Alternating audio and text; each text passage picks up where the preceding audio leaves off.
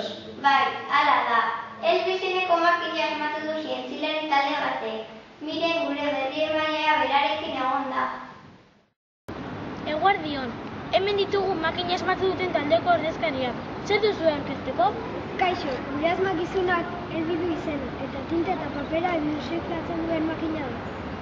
Kezkagarria da naturaren baliabideak nola agortu ditugun ikustea eta ideia horrekin proiektu honetan lanean hasi ginen. Besterik gabe momentuz, Miren San Andres EITB Hogeita Lau telebista. Eskerrik asko, Miren. Benetan interesgarria dirudi makina horrek, ezta? Bai, horixe. Ikus dezagun orain makinaren funtzionamendua. Aurrera, Pablo. Alderon, proiektu honetan parte hartu duten teknikariak ditugu gurekin. Zer egiten du makina honek? Arratsaldeon.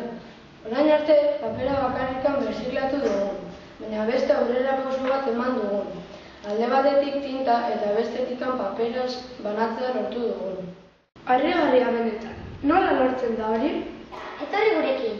Makina martxan ikusiko duzue. Hemengoitik ikusten duzuen papera sartuko dugu. Eta segundo batzuek barru, alde hantetik papera grazia ateratzen da. Eta beste aldetik tinta. Biak berriro erabiltzeko prest.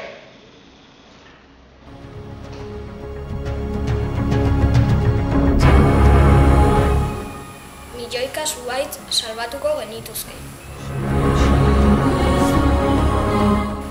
Zelulosa fabriken gutxiago gutxituko litzateke.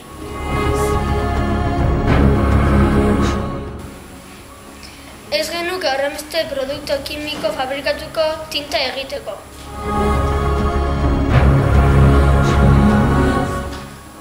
Azken finean, mundu garbiagoa eta natura hobeto zaintzea lortuko genuke.